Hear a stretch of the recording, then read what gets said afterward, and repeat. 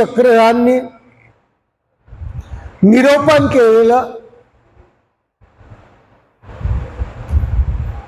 श्रीकृष्ण चक्रवर्तीचं चरित्र द्वापार युगात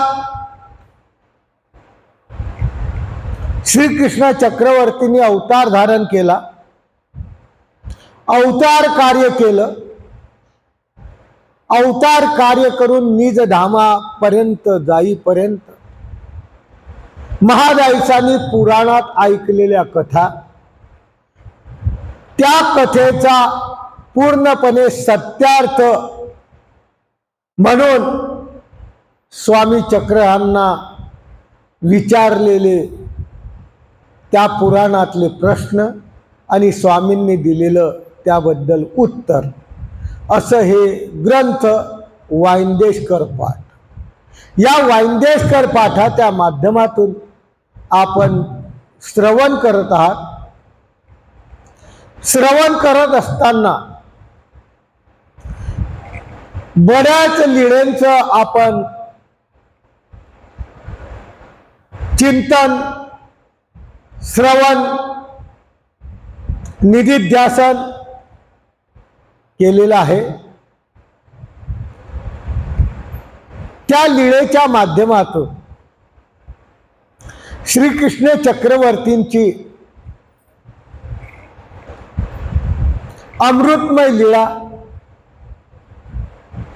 श्रवण करता करता पांडव आणि कौरव यांचा युद्धातला प्रसंग, कौरवाचा नाश, पांडवांचा विजय, 56 कोटी यादव त्यांच्या स्वामी चक्रांची, कृष्ण चक्रवर्तीची आज्ञा पालन केली नाही म्हणून झालेलं नायनाट, हा आपण श्रवण केलेला आहे. आणि श्रीकृष्ण चक्रवर्तीला आता अवतार कार्य संपवायची प्रवृत्ती झाली आहे. लक्षात ठेवा, परमेश्वराच्या इच्छेवर सर्व काही चालतं. आपल्याला देह सोडावं लागतं,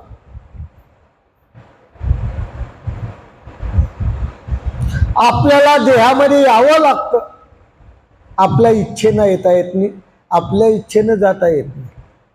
एकाही माणसाला असं नाही की स्वतःच्या इच्छेने तो जन्माला आला आणि स्वतःच्या इच्छेने मेला, असं नाहीच होत, कारण कर्माच्या चक्रातून बांधलेला आहे. परंतु श्रीकृष्ण चक्रवर्ती नमम कर्माणि लिंपंती नमे कर्म फलेस्पृहा इति माम यो विजानाति कर्मभिर्नसबद्धते. श्रीकृष्ण चक्रवर्ती उपलक्षणे जे परमेश्वराचे अवतार असतील, या अर्जुनाला श्रीकृष्ण चक्रवर्तींनी सांगितलं, नमम कर्माणि लिंपंती, मला कोणतंच कर्म लिंपायमान नाही.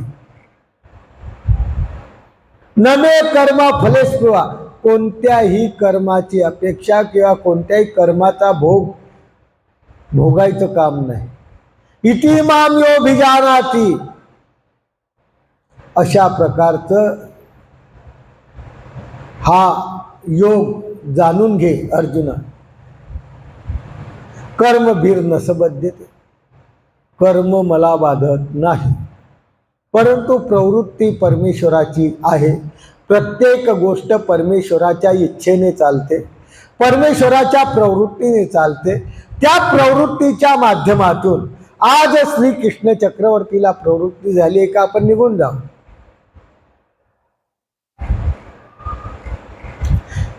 श्रीकृष्ण पुरत्याग प्रसंगे भिला पूतने फळ कथन. एकदा महादायसांनी प्रश्न विचारला, जी श्रीकृष्ण चक्रवर्तींनी पुरत्याग केला, देहाचा त्याग केला. हो बाई, महादायसाला आमचे स्वामी म्हणतात केला. कसा केला? कर्पूर कज्जली कावत श्रीकृष्ण चक्रवर्ती पुरत्याग केला. कापूर राहतोय, हा कापूरने आपण जाळतो, हा नाही. पोटॅश नावाचा कापूर आहे. तो कापूर जर जाळला ना तर खाली किंचितही काळी जागा पडत नाही, त्याचा धूरही निघत नाही. म्हणजे तो जाळला किंवा नाही जाळला अशी खालची जागा सुद्धा सांगू शकत नाही. अशा प्रमाणे श्रीकृष्ण चक्रवर्तीने आपल्या देहाचा त्या कापुराप्रमाणे जशी काजळी पडत नाही तसं देह सुद्धा श्रीकृष्ण चक्रवर्तीने आपोआप नष्ट करून टाकलं. कर्पूर कज्जली कावत श्रीकृष्ण चक्रवर्ती पुराचा त्याग केला, म्हणजे त्या देहाचा त्याग केला. महाबाईचा विचारते निमित्त काय, कोण्या निमित्ताने केला. गोसावी म्हणतात बाई श्रीकृष्ण चक्रवर्ती. तुम्हाला माहित आहे समुद्राच्या काठावर प्रभाशी आहे. आजही अन्य लोक त्या ठिकाणी जातात. भालका तीर्थ म्हणतात वाटतं याला, गुजरातमध्ये आहे. या तीर्थाच्या ठिकाणी जातात जिथं श्रीकृष्ण चक्रवर्तीने देहत्याग केला. त्या प्रभासा तटकी अशोक वनामध्ये पिंपळाचं झाड होतं. श्रीकृष्ण चक्रवर्ती असे भूमीवर झोपलेले होते. सर्व अलंकार परिपूर्ण होता आणि श्रीकृष्ण चक्रवर्तीची सुंदरता तर आमच्या स्वामींनी सांगितलं. श्रीकृष्ण चक्रवर्ती ते नागर, सर्वच गोष्टींनी नागर, सुंदर असे असलेले श्रीकृष्ण चक्रवर्ती पाय सोडून असे बसलेले आहे. पिंपळाच्या झाडाखाली आहे आणि एका भिलाला सशासारखा स्वामींचा पाय वाटला, सशासारखा स्वामींचा कान वाटला. अरे हा ससा बसलेला आहे असं त्या भिलाला वाटलं आणि त्याने काय केलं, बाण सोडला. बाण पायाला लागला. बाण पायाला लागला, कळालं त्याला ससा नाही. आला जवळ, त्यांनी श्रीकृष्ण चक्रवर्तीचं शंख चक्र गदा पद्म असं संपूर्ण स्वरूप पाहिलं. तो भीम श्री चरणाला लागला आणि श्री कृष्ण चक्रवर्ती म्हणतात नाभी नाभी भिवू नको. मी जरी राजा असला ना तरी तुझ्यावर कोणत्याही प्रकारची आपत्ती येणार नाही. नाभी भिवू नको. श्रीकृष्ण चक्रवर्तीच्या चरणावर त्यांनी माथा ठेवला. दुःख करायला लागला, परंतु श्रीकृष्ण चक्रवर्तीने त्याला परमेश्वराला आत झाला, नरक होतील परंतु त्याआधी स्वर्गाला पाठव. त्या भिलाला स्वर्गाला पाठवलं आणि श्रीकृष्ण चक्रवर्तीची शेवटची अवस्था, आत्मा जसा जातो तसा अवतार कार्य संपण्याची शेवटची अवस्था आली. द्वारकेचे लोक आले काही, त्यांनी पाहिलं, थोर दुःख केलं. जो मोठा रथ होता श्रीकृष्ण चक्रवर्तीचा तो अदृश्य झाला. अवघ्या पुढे सांगितलं तेव्हा श्रीकृष्ण चक्रवर्तींनी सर्वाला एक सल्ला दिला, जे उरले होते त्यांना. आता दुःख करायची गरज नाही. सर्वात गोष्ट स्वामी चक्र यांनी आणि श्रीकृष्ण चक्रवर्तींनी दुःख करायला नाही सांगितलं. काय सांगितलं, अरे दुःख करू नका, येथीचे नाम आठवा. जेव्हा जेव्हा आपला वेळ जाईल, जेव्हा आपली शेवटची अवस्था येईल, अशा वेळेस देवाचं नाव हृदयात पाहिजे. त्यांना सांगतात मी तर निघून जाईल, पण तुम्ही सुद्धा शेवटपर्यंत परमेश्वराचं नाव आठवा. इतके नेते लोक द्वारकेला निघून गेले. श्रीकृष्ण चक्रवर्ती जवळ ब्रह्मादिक आले आणि श्रीकृष्ण चक्रवर्तीला म्हणतात की आता 8 दिवस 7 दिवस जास्त आले, तुम्ही आता निजधामाला द्या. आणि श्रीकृष्ण चक्रवर्तीने त्या पुराचा काय केला, योगाग्नी करून त्याग केला. म्हणजे प्रत्येकाचं देह मेल्यानंतर राहतच, परंतु श्रीकृष्ण चक्रवर्तीचं देह सुद्धा राहिलं नाही. आपाप योगाग्नीच्या माध्यमातून ते देह तिथून नाहीसं होऊन, अशा माध्यमातून श्रीकृष्ण चक्रवर्तीने जो पुराचा त्याग या ठिकाणी केलेला आहे. पूर भस्म झालं, जशी कापुरी जळते त्याप्रमाणे. महादाईचा विचारते, जिजी त्या भिलाला काय होईल?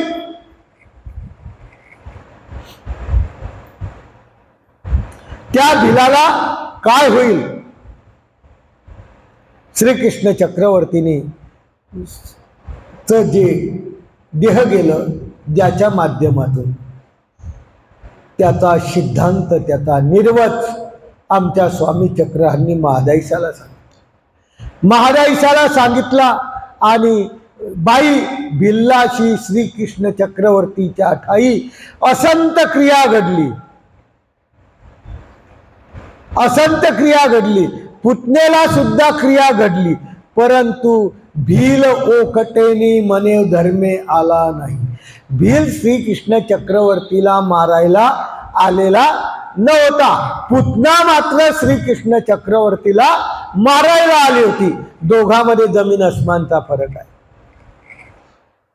परंतु भिलाची क्रिया श्रीकृष्ण चक्रवर्तींनी स्वीकार केली. ओक्ते रूप मनोधन्वा श्रीकृष्ण चक्रवर्तींनी स्वीकार केला, म्हणून त्याशी नित्य नरक झाले. बाई श्रीकृष्ण चक्रवर्ती बाणाच्या निमित्त झालं आणि श्रीकृष्ण चक्रवर्तींनी आपलं कार्य संपवलं.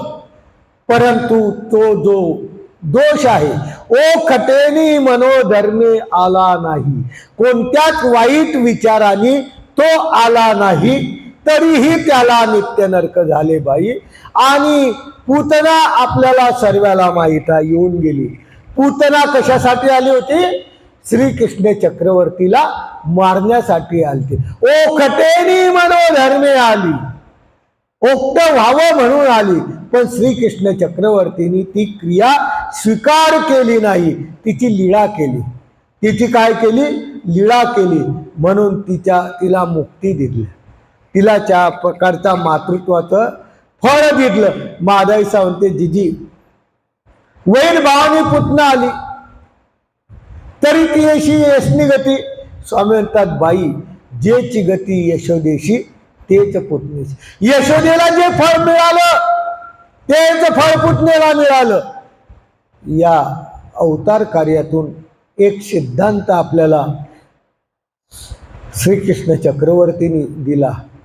जर ओक्त झालं परंतु पुढीलानी जर ते स्वीकार केलं नाही तर त्याचं आपल्याला वाईट फळ लागत नाही.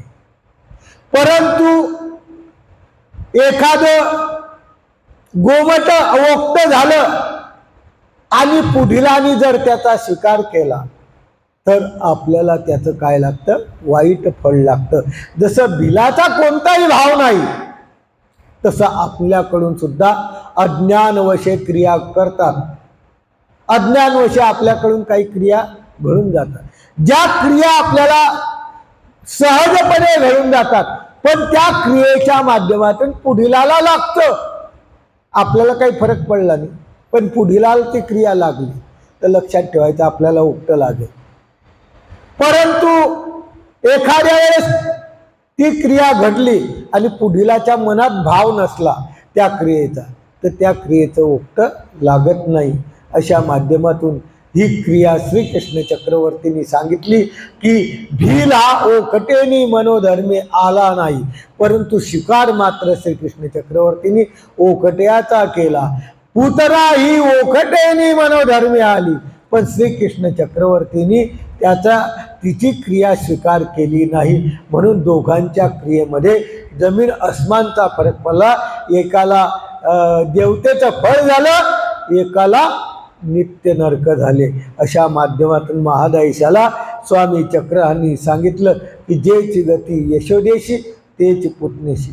महादायशा विचारते, जी संत असंत फळ कशाने होतं? स्वामी म्हणतात, बाई क्रिया प्रवेशनी फळ. मी तर पहिले सांगितलं, हा सिद्धांत मी पहिलेच सांगितलं. बाई क्रिया प्रवेशनी, पुढीलाच्या क्रियेच्या प्रवेशनावर संत आणि असंत लागतो.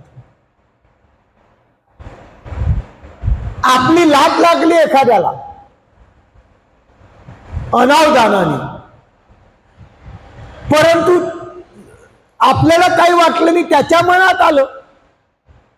आपल्याला वाटलं नाही आणि त्याच्या मनात आलं तर आपल्याला ओक्त लागेल.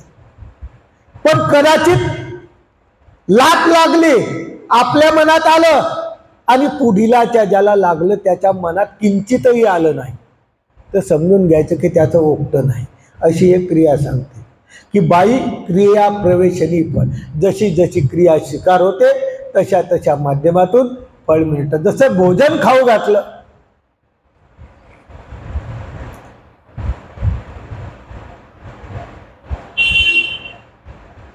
सारंग पंडितांनी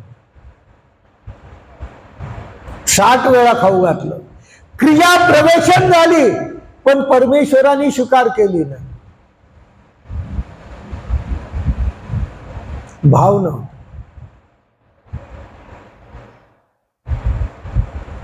आणि एकाचे शतभोजन, एकाचे सहस्र भोजन, एकाचे ब्रह्मांड भोजन. अशा प्रकारची जी क्रिया घडली दखलेयाची, त्या क्रिया परमेश्वराने एका रोटीच्या माध्यमातून स्वीकार केली आणि गोमटला, म्हणजे स्वीकारावर अवलंबून आहे. ब्रह्मसान महाराश्रम प्रत्येक क्रिया श्रीकृष्ण चक्रधरांनी स्वीकार केली. गोमट्याला कारण झालं नाही तर नित्य नरकाला कारण झालं. आणि भाईदेव व्यासासारखा जर आपण विचार केला, जेव्हा लहान होता श्रीकृष्ण चक्र आपल्या स्वामी श्रीचक्रावर झोपत होता, त्याला लात लागायची, तो लघवीला गेला तर त्याचे शिंतोडे स्वामींच्या पायावर उडवायचे. ही क्रिया झाली ओक्ते रूप, पण श्रीकृष्ण आपल्या स्वामींनी स्वीकार केली नाही, म्हणून त्याचं गोमत नाही.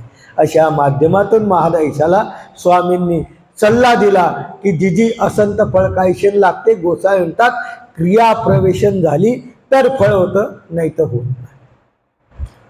पुढे अर्जुन निवेदिता द्वारावती व्यवस्था श्रीकृष्ण पुरत्याग श्रवणे कुंती देह त्याग कर.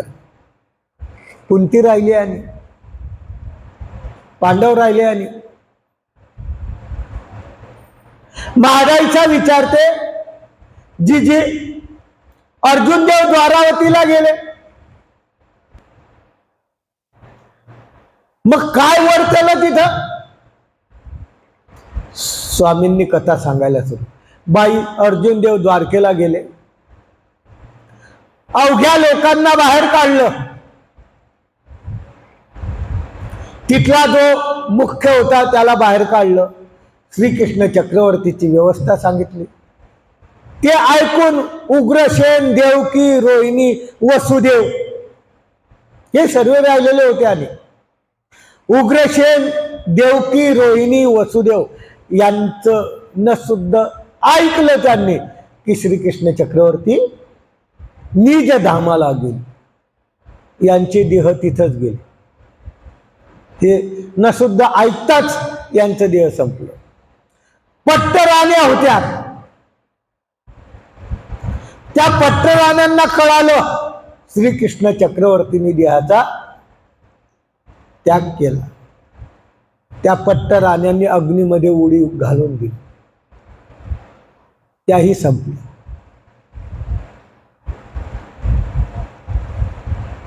सोयरे धायरे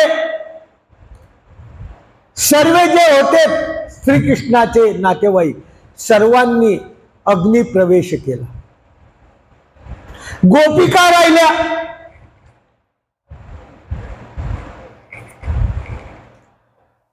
काही गोपिका म्हणायला लागल्या आम्हाला अर्जुना सोबत नाही, पण अर्जुनामध्ये ताकदच राहिली नाही.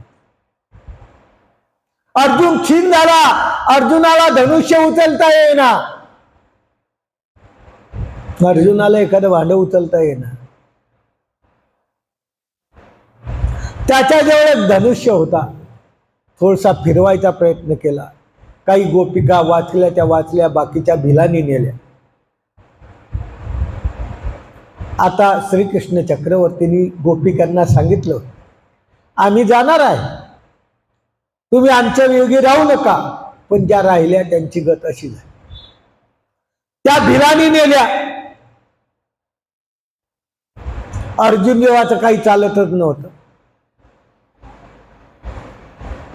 अर्जुन देव निघाले, हारी पाव न पडे, पायावर पाय ठेवून निघाले. काही पाय उचलल्या जात नव्हता. काही ज्या थोडशा गोपिका होत्या त्यांना हस्तिनापुराला आणलं. महागाईचा विचारते जी गोपिकाशी ऐशे का झाले? भिलानी नेल्या, परमेश्वराच्या पत्न्या. शेवटी भिलानी न्यावा, किती वाईट गोष्ट आहे, किती वाईट गोष्ट आहे. असं का झालं? स्वामी चक्रांनी उत्तर दिलेलं, ईश्वराशी विषय संबंध भाविला, म्हणून ते पद पावल्या. ज्यांची ईश्वरावर अति प्रीती होती त्यांना परमेश्वराने आपलं प्रेम दिलं. पण तयाची विषय वासना न निवर्ते.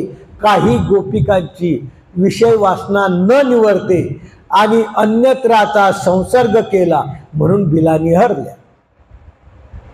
वासना बदलल्या म्हणून भिलानी त्या हरल्या. आणि ज्यांचं एकनिष्ठता होती ते आपल्या पदाला गेले, असा निर्वचन आमच्या स्वामी चक्रांनी सांगितलं. असं पुराणामध्ये महादाई सावंते असं पुराणामध्ये बोलतात की गोपिकाशी नरक झाले.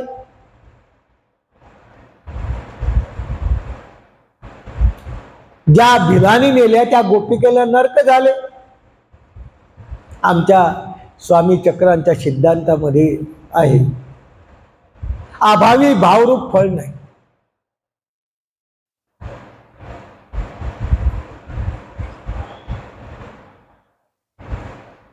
प्रत्यवायू नाही.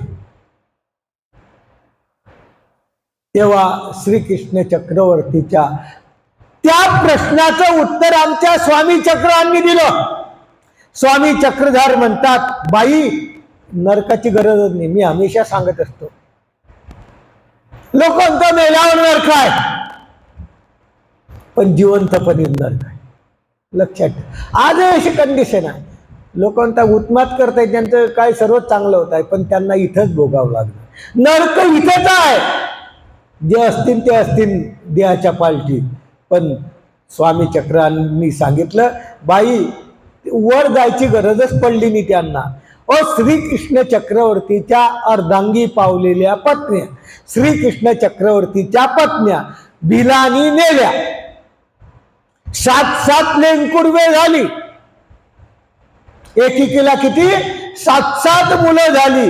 या पडते आणि काही नरक असती बाई. एखाद्या राजाची राणी झोपडीमध्ये जावी, या पडता आणि काही नरक असती बाई.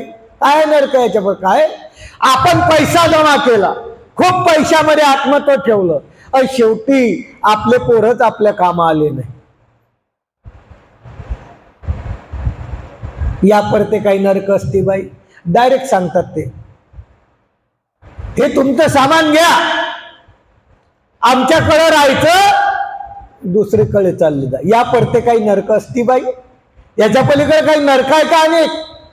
लक्ष सांगायचं की आपण जिवंतपणे नरक भोगतोय. कलियुगात हेच आहे. आपल्याला कोणी सांभाळत नाही, समजून घ्यायचं जिवंतपणी आपल्याला हेच नरक आहे. त्याप्रमाणे या गोपिकाला अशा प्रकारचा अनेक काही नरक असती. तैसे श्री चक्रधर जानोनी, स्वामी चक्रधर ज्यांनी जाणला, स्वामी चक्रांचं तत्वज्ञान ज्यांनी कळालं आणि तो अमेद्य विकोशेवी, अमेध्यासारखा विखो जो आहे, असा घाण विश्व आहे, तो जर सेवन करतो तर या परते काही नरक असती बाई? काहीच नरक नाही. मागायचा विचारते, गोपिकाला अनेक नरक नाहीत का? तेच नरक कसे? स्वामींनी सांगितलं, बाई श्रीकृष्ण चक्रवर्तीच्या जवळ अष्टभोग भोगणाऱ्या, किती? अष्टभोग. श्रीकृष्ण चक्रवर्तीच्या पत्न्या कशा होत्या? अष्टभोग भोगणाऱ्या. प्रत्येक ठिकाणी वेगवेगळा महाल, त्यांना प्रत्येक ठिकाणी सुख सुविधा पूर्वक असलेल्या श्रीकृष्ण चक्रवर्तीच्या पत्न्या. आणि त्या गोपिका माचेया निद्रा करती, मोठ्या महालात मंचकावर येशीमध्ये झोपणाऱ्या, आणि ते डायरेक्ट खालचं लाकडाचं तुटकी बाजूवर झोपतात. बिलाच्या घरी काय तेच आहे ना, त्याच्यावर त्या झोपताय. यापेक्षा आणि कोणतं नरक आहे का जीवनात? काही नरक नाही यापेक्षा.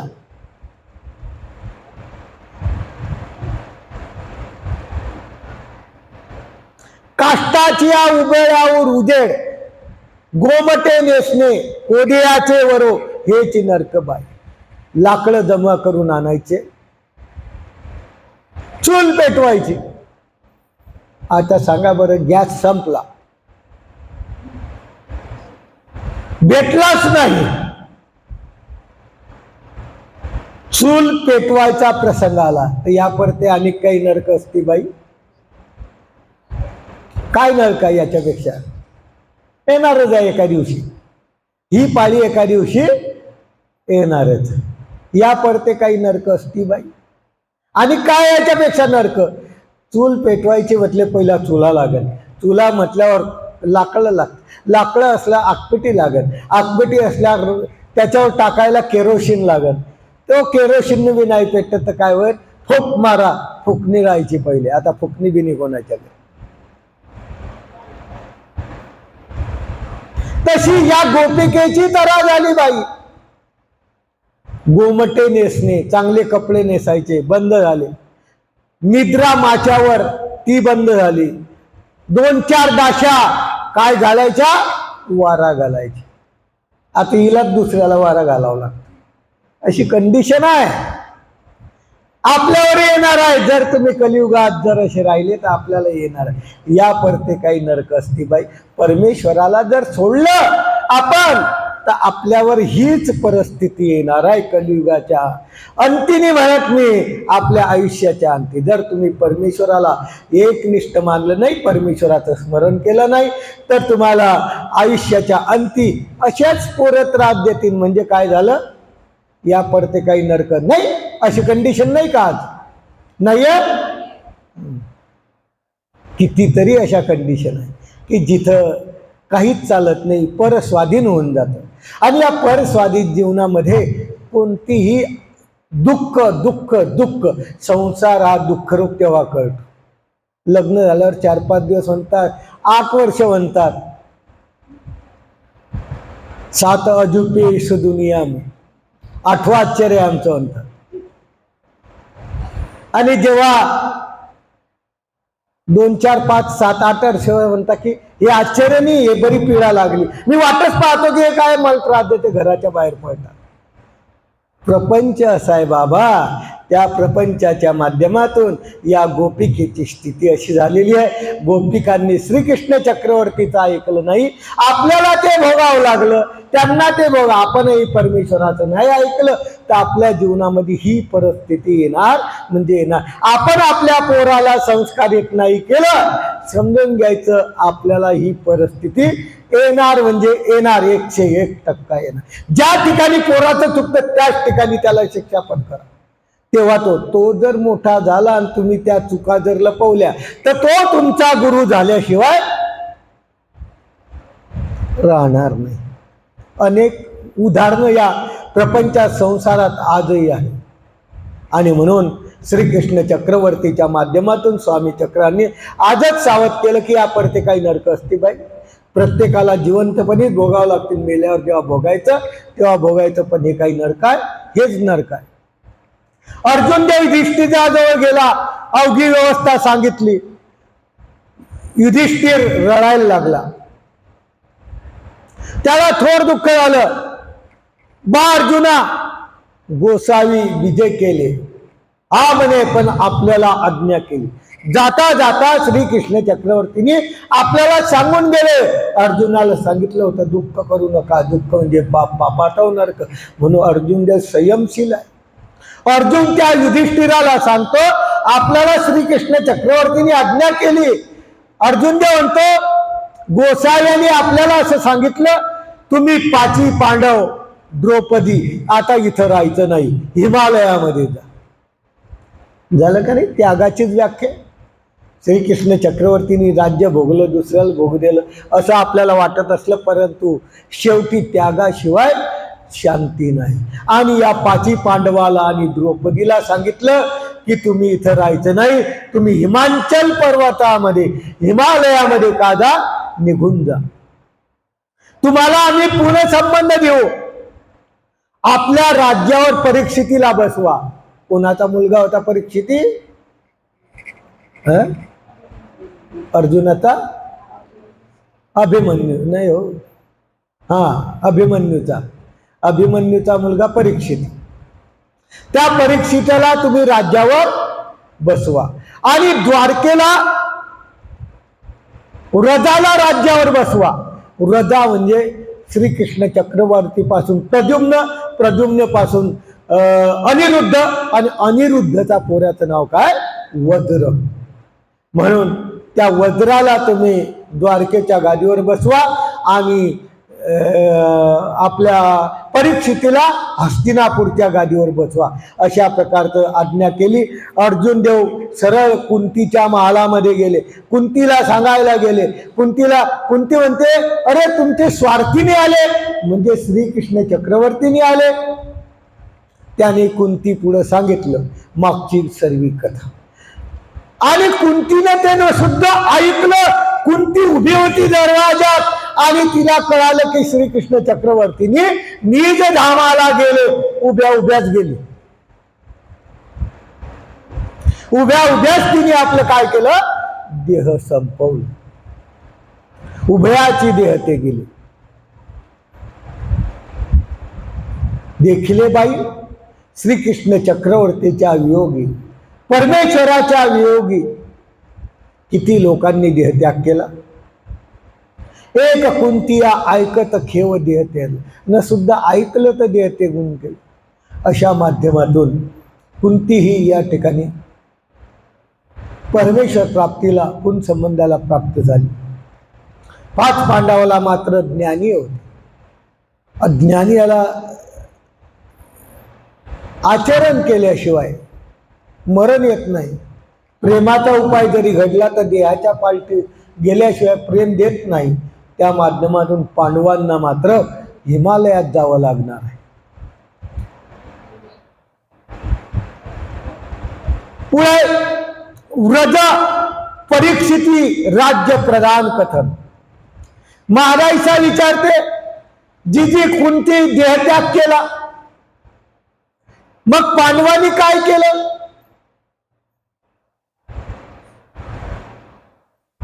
गोसावी म्हणतात, बाई कुंतीही संपली, आता पांडवांनी काय केलं? द्वापारीचा निघावा. द्वापार संपत आहे, कलियुग लागत आहे. मात्र त्या ठिकाणी युधिष्ठिर 7 दिवस थांबलेला आहे. अहोरात्र राज्याची व्यवस्था करण्यासाठी तो थांबलेला आहे. आणि अर्जुन देवाला त्यांनी निरोप दिलेला आहे. युधिष्ठिराने भीमसेनाला निरोप दिलेला आहे, तुम्ही चौघेचे चौघे आणि द्रौपदीनी हिमालयामध्ये जावं, मी मागून येतो. युधिष्ठिराने या 4 बंधूला आणि एक द्रौपदीला निरोप दिला, तुम्ही हिमालयाशी जा, माझी एका ठिकाणी वाट पहा, मी मात्र हे सर्व राज्याची व्यवस्था लावून मी तुमच्या जवळ येतो. तुम्ही चाला, तुम्ही पुढे चाला. मग युधिष्ठिर उग्रसेनाच्या राजी वज्राला बसवलं. कलियुगामध्ये 7 दिवस राहिला, परंतु 7 दिवसामध्ये युधिष्ठिराने कलियुगाचं अन्न उदक काहीच सेवन केलं नाही, फक्त हवा खाल्ली. आपण काय करतो? दोंड्याचा महिना बी खाऊन घेतो. हवा तर खातोच खातो, पण दोंड्याचा महिना बी खाऊनच घेतो. कोणत्या स्तराला आपली गती होईल पाहता आपण. नुसतं तो 7 दिवस राहिला, राज्याची व्यवस्था करता, ते तिचे अन्नदके न ठेवी, ते तिचा धर्म तीर्थ क्षेत्र व्रत दान न करीत कोणताही धर्माचा अंगीकार त्याने केला नाही. 7 दिवस थांबला, 8व्या दिवशी मात्र निघणार. 7 दिवस फक्त हवा खाल्ली. आपण जे नाही ते कलियुगातले पदार्थ खातो. म्हणून देवाने सांगितलं, कलियुगी जन्म मात्रे चौकडीपर्यंत नर. लक्षात ठेवा, कलियुगामध्ये जन्मापर्यंत, जन्मल्यापासून न सुद्धा जन्म झाला तोही फक्त 2.5 महिन्याचा गर्भ असला तरी 60 लक्ष वर्षाचे नरक होतात. अशी कलियुगाची रीत आहे, अशी कलियुगाची परिस्थिती आहे. आता द्वापारयुग संपणार, कलियुग सुरू झालं. 7 दिवस हा युधिष्ठिर कलियुगामध्ये राहिला, कलियुगामध्ये कोणतंच काही केलं नाही. 7 दिवस फक्त हवा आली अंगावर, बाकी काहीच केलं नाही. आणि 8व्या दिवसानंतर युधिष्ठिर निघाला. तेव्हा काय झालं? परीक्षिती आणि वज्र युधिष्ठिर जाणार निघाला म्हणून धाये मोकलून रळायला लागले. अवघ्या नगरात आकांत झाला की आता युधिष्ठिर जाणार. युधिष्ठिराच्या सुद्धा त्या जो परिवार होता त्या परिवाराला पारावर नाही आणि युधिष्ठिर निघाला हिमालयामध्ये आला. तिथं त्याला त्या हिमालयामध्ये हे 5 जण भेटले. अशा माध्यमातून युधिष्ठिराने या राज्याच्या, दोन्ही राज्याच्या व्यवस्था लावली. एक श्रीकृष्ण चक्रवर्तीच्या आणि एक आपल्या, या 2 राज्याची व्यवस्था लावून श्रीकृष्ण चक्रवर्तींनी सांगितलेल्या आज्ञेनुसार युधिष्ठिर सुद्धा हिमालयामध्ये निघालेला आहे. आणि प्रत्येक तत्वामध्ये, प्रत्येक याच्यामध्ये सांगितलेलं आहे की त्याग केल्याशिवाय शांती भेटत नाही. जोपर्यंत आपण परमेश्वराला सर्वस्व देत नाही, परमेश्वराची एकनिष्ठ भक्ती करत नाही, तोपर्यंत आपल्याला परमेश्वराची प्राप्ती भेटत नाही. हे श्रीकृष्ण चक्रवर्तींनी सुद्धा स्वामी चक्रांच्या तत्वज्ञानाची प्रणाली शेवटी सिद्ध करून दाखवली की तुम्ही हिमालयात जा. आमच्या स्वामींनी सांगितलं अटनविजन करा, निमित्त विधी करा, हे सांगितलंय. तेही तेच आहे, हेही तेच आहे. दोन्ही अवताराचे असते परी एकच आहे. हेच नाही तर कर्मराटीच्या देवता भक्तीचा जरी विचार केला तर तिथंही चिंतन आचरण केल्याशिवाय कोणत्याच देवतेची प्राप्ती भेटत नाही. उदाहरणार्थ कान्हा होता, जालंधरीचा शिष्य.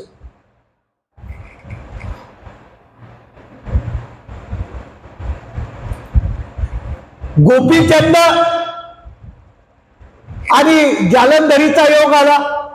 जालंधरी पासून त्यांनी मंत्र घेतला आणि जालंधरीने सांगितलं तुला आता या सर्व गोष्टीचा त्याग करावा लागेल. देवता भक्तीचं उदाहरण देतो. सर्व गोष्टीचा तुला त्याग करावा लागेल, मग होणार नाही.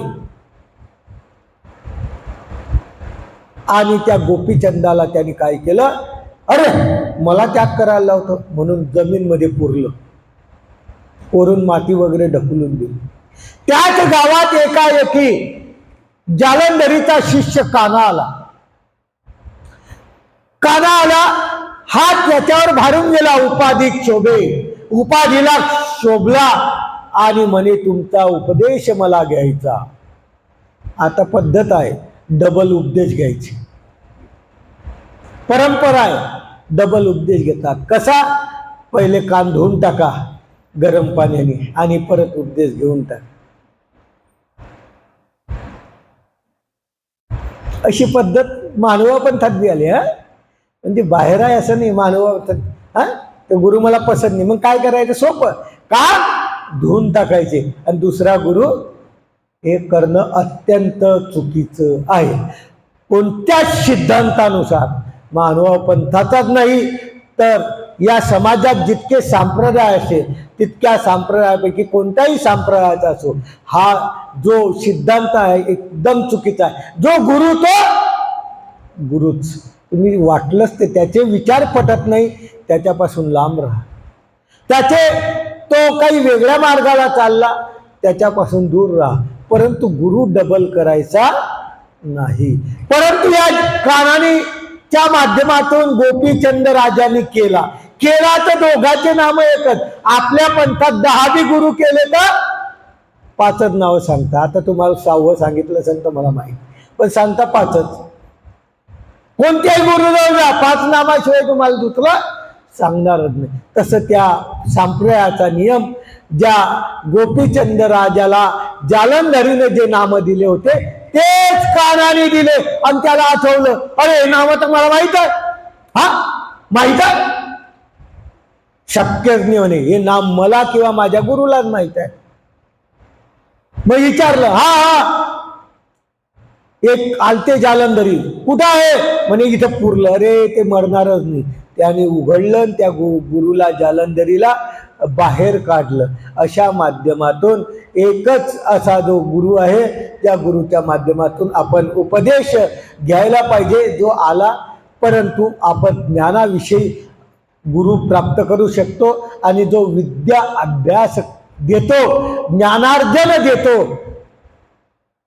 तो गुरु महत्वाचा मानवापंथात मानला जातो. ज्याने आपल्याला ज्ञान दिलं, देव दाखवला, ज्याने ब्रह्मविद्येचे धडे दिले, तो उपकार न फिटे मज कदा तूच फेडी परमानंदा. अशा प्रकारचा त्याचा उपकार आपल्या हृदयात शेवटपर्यंत राहिला पाहिजे. असं या माध्यमातून आपण हे आता ऐकतो आहे की पांडवांनी हिमाचलाशी आला आणि तिथं त्याला ते भेटले. माझा इच्छा विचारते, देहत्याग कसा केला? पांडवांनी देहत्याग कसा केला? गोसावी म्हणतात, बाई 5ही पांडव आणि 6वी द्रौपदी निघाले हिमालयामध्ये.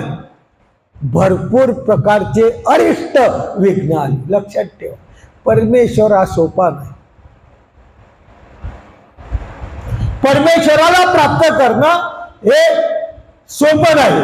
ज्या ठिकाणी परमेश्वराला प्राप्त करायचं त्या ठिकाणी परमेश्वर पदोपदी दुःख देतात. ज्याच्यावर मी कृपा करतो त्याला पदोपदी दुःख देतो, असं भागवतात श्रीकृष्णाने सांगितलं. यश्या निग्रमिष्यामि तस्य वित्तम हराम्यहम अपदा शोक कष्टंच तस्य दुःखम पदे पदे. पण लोक उलटा ग्रह करतात. आम्ही खूप देवदेव करतो ना, आम्हाला कष्ट होतात, दुःख होतात. पण लक्षात ठेवा, ज्याला दुःख कष्ट होतात तो भाग्यवान. परमेश्वराची त्याच्यावर कृपा आहे. त्याच माध्यमातून पांडवावर परमेश्वराची श्रीकृष्ण चक्रवर्ती कृपा आली. एवढं मोठं सुखवासी जीवन भोगणारे 5ही पांडव द्रौपदी निघालेली आहे हिमालयामध्ये. बहुत प्रकारचे अरिष्ट, बहुत प्रकारचे संकट त्यांना त्या ठिकाणी आलेले आहेत आणि त्याला तोंड देत आहेत. आणि हिमे करून द्रौपदी पडली. खूप फरक पडला. हिमालयामध्ये काय पडतो? बर्फ पडतो. इतका बर्फ पडला त्याच्यामध्ये द्रौपदी पडली, संपली. युधिष्ठिर म्हणतो, अर्जुना द्रौपदी पडली. त्यावेळी अर्जुन देव द्रौपदी जवळ आले. द्रौपदी अर्जुन देवा ते येता देखिले आणि आपलं तोंड झाकून घेतलं. तुझा माझा संबंध संपला, तू का आला? स्वदेश संबंध त्याज्य स्वग्राम संबंध त्याज्य, आणि संबंधियाचा संबंध तो विशेषता त्याज्य. हे अस्तिपरी श्रीकृष्ण चक्रवर्तींनी पांडवाला शिकवली. असं समजू नका की द्वापारयुगात श्रीकृष्ण चक्रवर्तींनी आणि भक्तांनी तोच आदर्श आमच्या स्वामींनी दिला, तोच आदर्श यांना सुद्धा दिला. अर्जुन देव येताना पाहिलं, तिने तोंड झाकून घेतलं. तू कशाला आला आता? ते म्हणे मी तुझा पती म्हणून नाही आलो, मी धर्मे आलो, धर्माच्या माध्यमातून आलो आहे. मग द्रौपदीने तोंड उघडलं. धर्माने आला असलं तर ठीक आहे, बाकी नात्याने आला असला तर तुझा माझा संबंध संपला. स्वग्राम संबंध त्याज्य, संबंधियाचा संबंध तो विशेषता त्याज्य. हा आदर्श पांडवांनी सिद्ध करून दाखवला, द्रौपदीने सिद्ध करून दाखवला. आणि त्या ठिकाणी द्रौपदीने तोंड उघडलं. द्रौपदी म्हणते, हो का धर्मे आले तर देव धर्म विसरा नको. हो, तुम्ही देवाला आणि धर्माला विसरू नका.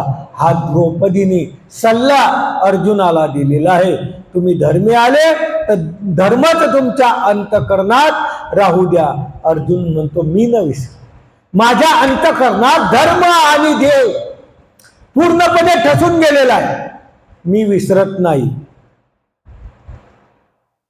आणि इतक्यात द्रौपदीचे कंठस्थ प्राण झाले.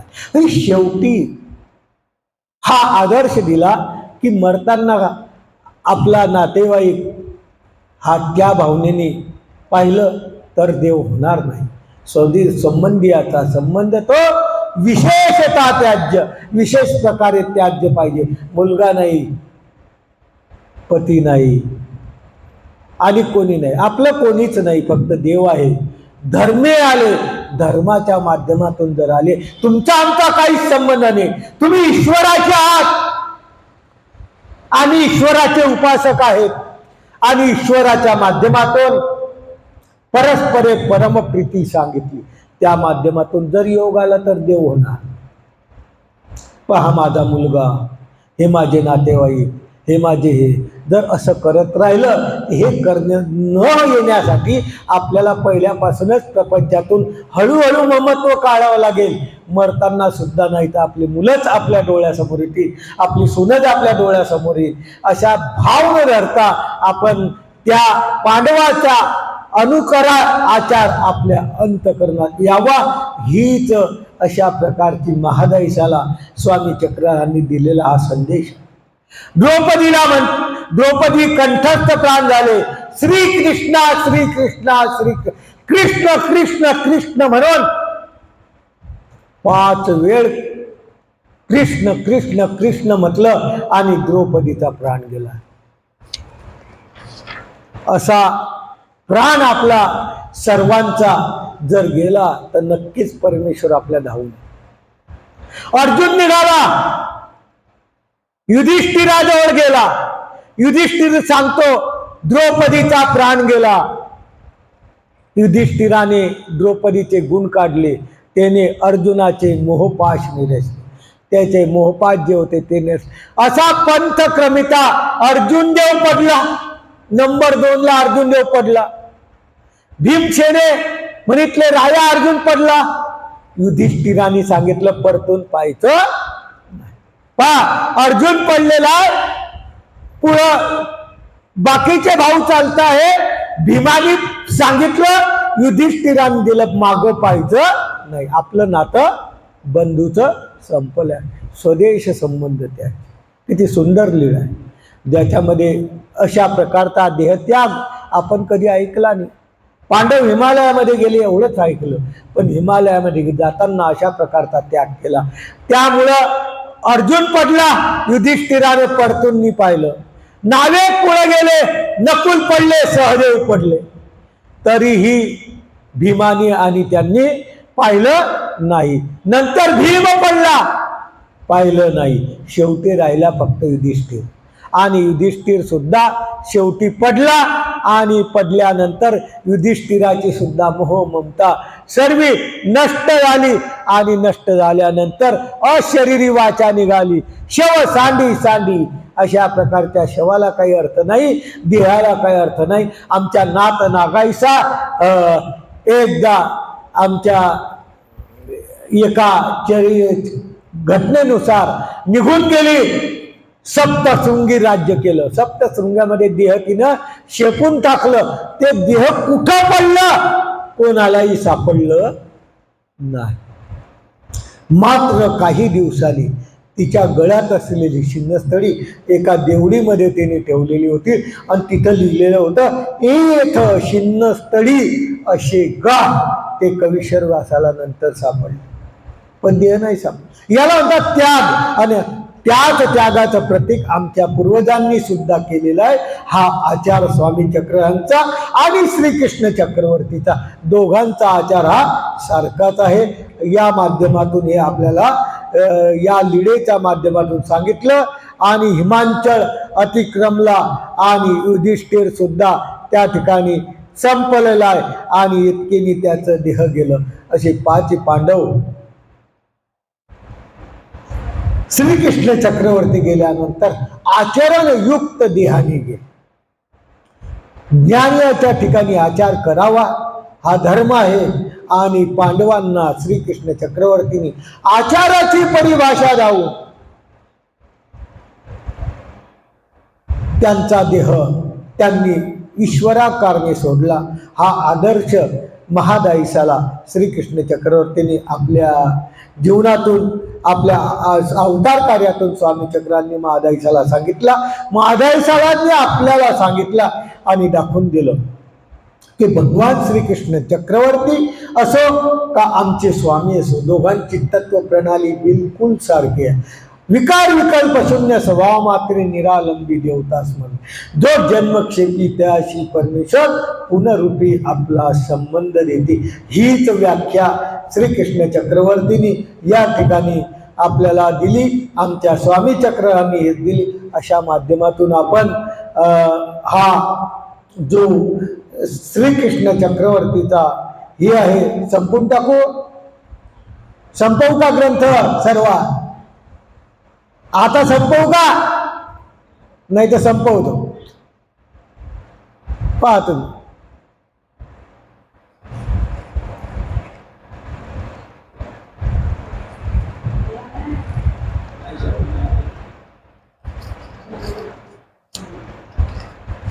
करू सुरू? नाही मग बोलत नाही तुम्ही. मग आता विचारलं आम्ही बहिरे आणि तुम्ही लोक जेवण करून येता का नाही काय माहित नाही. आता पोटी संपल्या तरी जेवण करत जा. झोपा येता म्हणून जेवत नाही, आवाज निघत नाही. अरे माणसाचा आवाज कसा ठणठण पाहिजे. आवाजावर तर सर्व जग जिंकता येतं. असा आवाज पाहिजे की पुढल्याला झटक्यान त्याची जाग आली पाहिजे. आपण असं बोलतो की शेजारच्याला समजत नाही.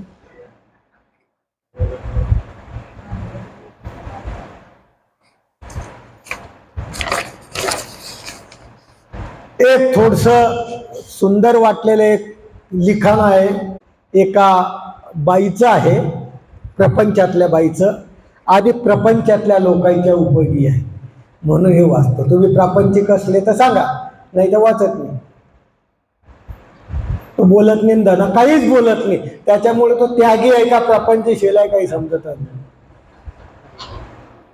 का जास्त झाला धोंड्याचा महिना, अंगठी गिंगठी आणली नाही ना? नाही.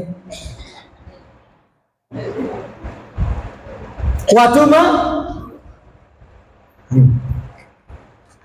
सहज विचार आहे एका बाईचे. तुमच्यासारखी बाई आहे. एक बाई 70 पाऊल ठेवलं. एका आराम खुर्चीवर बसलेली होती, शांतपणे बसली होती आणि मागच्या जीवनाच्या प्रवासाला स्वतः विचार करायला सुरुवात केली. मागचा प्रवास म्हणजे कुठं पुण्या गिन्याचा नाही, आपल्या जीवनाचा मागचा प्रवास. आयुष्यात शेवटचं प्रकरण कसं असावं तिला वाटायला लागलं. तिने विचार केला. आश्चर्यकारक गोष्टी तिने विचार करतात.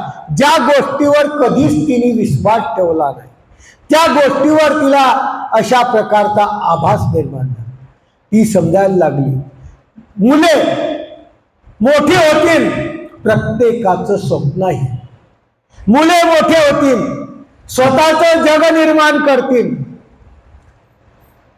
आरोग्य तुमच्या कल्पनेपेक्षा अतिशय वेगाने अदृश्य होऊ शकतं. आपल्याला भेटलेलं आयुष्य अतिशय वेगाने अदृश्य होऊ शकतं. म्हणजे कधी काय होईल तुम्हाला गॅरंटी असली तर माहीत नाही, बाकी सांगता येत नाही. बहुधा अशा प्रकारचं जे आपले आश्वासनं राहतात सरकारचे, ते सुद्धा कागदपत्रावरच राहतात, परंतु काही पूर्ण होत नाही. म्हणून त्यांनी वृद्धत्व वृद्धत्व वृद्धत्व आल्यानंतर कसं राहतं, तुमच्या शरीरावर जेव्हा वृद्धत्व येतं तेव्हा तुमच्या आशेवर हल्ला पडतो. तुमच्या इच्छा सर्व त्या ठिकाणी काय होतात, संपून जातात. म्हणून काही कडू सत्य आहे जीवनात, कळवत असेल पण सत्य आहे, त्याच्या सत्याशी तडजोड म्हणून मी तुम्हाला काही गोष्टी सांगतो. मुले तुम्हाला एकटेपणापासून वाचवू शकत नाही. पहिली गोष्ट, वर्षानुवर्षापासून सांगत आलो की मुलं हे एकटेपणाला वाचवू शकत नाही. तुमचा मुलगा जेव्हा पूर्ण मोठा झाला,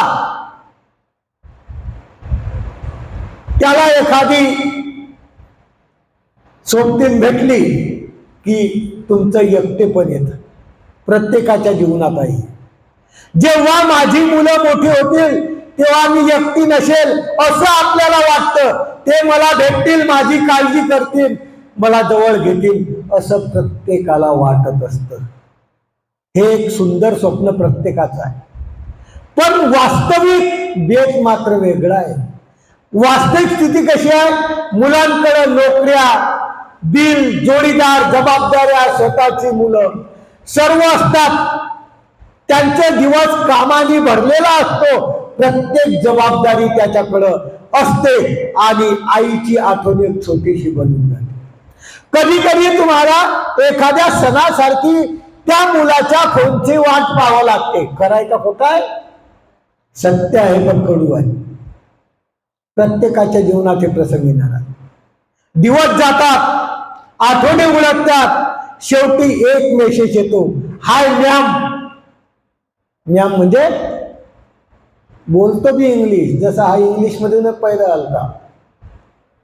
मातृत्व भाषा सुटून जाते, अशा प्रकारचा बोलायला सुरुवात करतो. अशी कंडिशन या प्रपंचाची आहे. आपली आठवण येते का नाही तो विचार करते आई, एकटीच राहते. आरोग्य ही सर्वात मोठी संपत्ती आहे. त्याच्याकरता काय पाहिजे, आपलं आरोग्य आपलं चांगलं पाहिजे. एक दिवस असा येतो की पायऱ्या चढणं एखाद्या डोंगरासारखं वाटतं. कोणाला? प्रत्येकाच्या जीवनात. जेव्हा तुमचे गुडघे तुमच्या विचारापेक्षा जास्त जोरात बोलायला लागतात, तेव्हा त्या ठिकाणी एका काळी धावत जायचं होतं. तिथं हा जाणं काय करत नाही बा, पाळले तिथं आम्ही चालणार. ही परिस्थिती आहे वृद्धापकाळाची. तेव्हा तुम्हाला समजतं की आरोग्य अनंत काळ टिकणार नाही. आरोग्य हे आपल्याला पूर्णपणे साथ देणार नाही. त्याची काळजी घ्या. त्यांनी सांगितलं पेन्शन आणि पैसा त्याच्यावर विळा मारतात. पेन्शन आणि पैसा या दोन गोष्टी वेगळ्या आहेत. पेन्शन तुम्हाला जिवंत ठेवू शकतं पण ते तुम्हाला जगू देत नाही. पेन्शन जिवंत ठेवू शकतं पण तुम्हाला जगू देत नाही. वर्षानुवर्षे असा विचार होतो की आपली काळजी घेईल, दशकाच्या कामानंतर कोणीतरी म्हणेल विश्रांती घ्या, पण कोणी म्हणत नाही. त्याच्याकरता 5 नियम मी पाळते. ती बाई काय म्हणते, हे 5 नियम मी पाळते, तुम्ही सुद्धा तुमच्या जीवनात पाळण्याचा प्रयत्न करा. पैसा हा अनेकदा मुलांपेक्षा जास्त भरोशाचा असतो. मुलगाच्या भरोशावर जर ठेवले तर त्याच्यापेक्षा पैशावर भरोसा ठेवणं अत्यंत गरजेचं आहे. ऐकायला कदाचित कठोर वाटेल आपल्याला की नाही माझे मुलं मला कधीही धावून येतात असं वाटेल, हे तुम्हाला कठोर वाटेल, पण असंच आहे, मुलं म्हणजे प्रेम आहेत असं समजू नका. तुमचं रिटायरमेंटचा प्लॅन जर असेल तर स्वतःसाठी बचत करायचा काय करा, प्रयत्न करा. तुमचं स्वातंत्र्य तुम्ही दुसऱ्याला देऊ नका. सांगायचं तात्पर्य आपल्या जीवनात आपल्या नावाचं काहीतरी करून ठेवा, जेणेकरून परमार्थ साधता येईल. तुम्ही जर सर्वच मुलाला देऊन टाकलं आणि तुम्हाला म्हातारपणी क्रिया करायची इच्छा झाली तर कधी देणार नाही. स्वतःचा बॅलेन्स स्वतःच्या नावावर ठेवा. सर्वच पोराच्या आधी करू नका. असं वाटेल कडवं, कदाचित हे चालू आहे, बुवानी कुठून आणलं हे, आमच्या मुलांची तुम्ही सरळ सरळ काय करताय, हजामत करताय. पण मी नाही करत आहे. तुमच्याच एका त्या बाईचं मी नाव सांगणार आहे शेवटी. अशा माध्यमातून हा पहिला नियम सांगितला. दुसरा नियम, तुमचं आरोग्य हे तुमचं फुल टाइम काम आहे. आरोग्याला आपल्याला लक्ष द्यावं लागेल. तुमचा रोजचा पहिला विजय असा पाहिजे, अंथरुणातून उठल्यानंतर पहिले देवाचं नाव यायला पाहिजे. काय पाहिजे, आपण जेव्हा अशा माध्यमात आहे, आपलं म्हातारपण आलेलं आहे, तेव्हा आपण फुल टाइम आपलं काय पाहिजे, अंथरुणातून उठलं की कोणाचं नाव आलं पाहिजे, देवाचं. पण्याचं नाही, सोहमचं नाही, देवाचं आलं पाहिजे.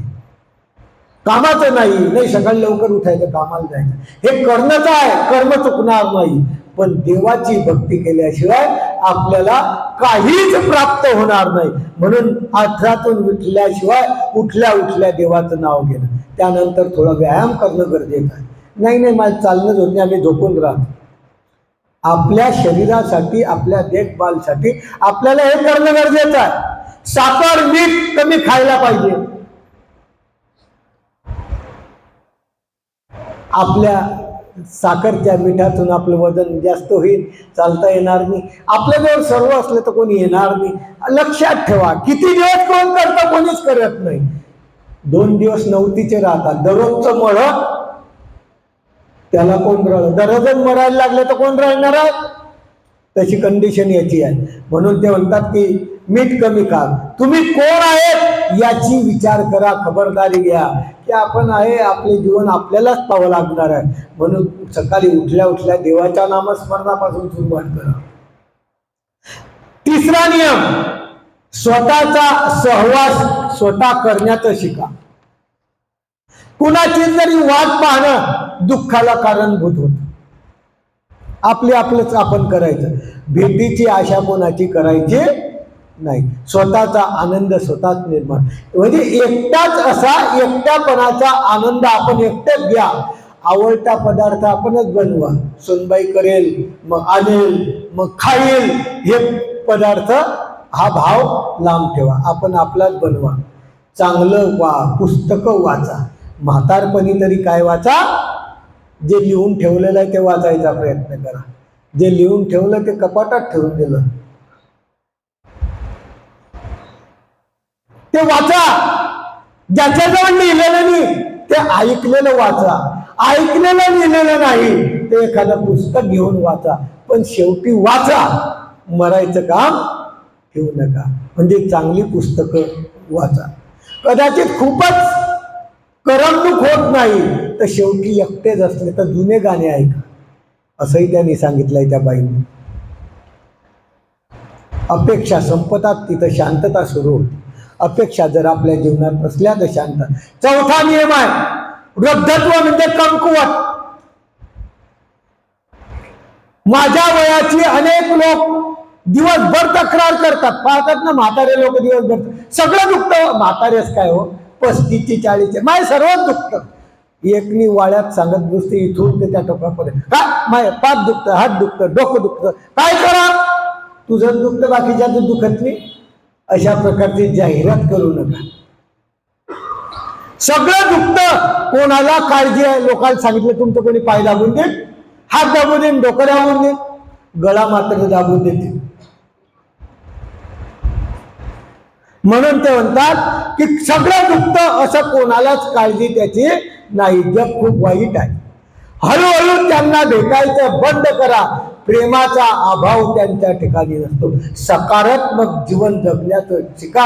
आयुष्य किती दुखत राहिलं तर ताट मानेनं जगा की माझं काहीच दुखत नाही असं दाखवा. आपण पण काही स्वयंपाक करायची इच्छाच होत नाही. काय होतं, सर्वच दुखतं माझं, उठायचीच इच्छा होत नाही. बरं आपण तर करतो, वाड्यातल्या सर्वाला सांगत सुद्धा. काय करणार आहे, कोण येतं, एखादी येते का मी करून देतो स्वयंपाक, काही कोणाचं नाही, कोणी कोणाचं नाही. 5वा नियम, भूतकाळ सोडून द्या. वृद्धत्व आलं की हे काय करतात, आमच्या वेळेस असं होतं, हे सोडून द्या. तुम्ही असे द्या, आमचे असे करत होते, हो तुमचे तसे करत होते, तुम्ही तसे करत होते, आता काय करता आहे. म्हणून पूर्वीचं आयुष्य जे आहे ते परत परत ऐकायची सुरुवात करू नका. आमच्या वेळेस असं होतं, तुमच्या वेळेस तसं होतं, ते ठीक आहे. आताच्या वेळेस असा त्याचा काय विचार करतो, सध्या वर्तमान काळाचा विचार करा.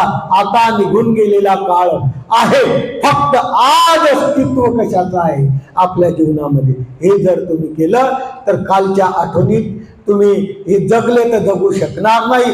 वर्तमान शिल्लक करा, जगायला शिका. पश्चाताप करू नका मागच्या गोष्टीचा. वर्तमान काळात आपलं कसं होईल, आपण काय करावं, कोणतं हे करावं, त्याच्यात आपले जीवन चांगलं होईल याचा विचार करा. असं जर तुम्ही केलं तर तुम्हाला सुंदर जीवनात काहीतरी सापडेल. 70 नंतर तुमचं आयुष्य संपलेलं असं वाटेल, लोक असतील, पण असं जर जगले तर तुम्ही व्यवस्थित जगताल. अशा प्रकारचा हा उपाय आमच्या सौजन्य श्रीमती उषा सोमन या बाईने लिहिलेला हा लेख आहे. हा मला राहेरकर बाबांनी पाठवला. तुम्ही त्या लोकांना सांगा की प्रत्येकाचं जीवन असं आहे. कदाचित कोणाचं मन दुखलं असेल, कोणाला वाटलं आमच्या पोराबद्दल बोलले असेल, परंतु याचं फळ तुम्हाला भेटल्याशिवाय राहणार नाही. हे हा कागद आणि पेन लिहून घ्या. आमची ही परिस्थिती प्रत्येक स्त्रीवर, प्रत्येक माणसावर येणार. याच्यातून सावरायसाठी आपल्याला हा प्रयत्न म्हणून मी हे सांगितलं.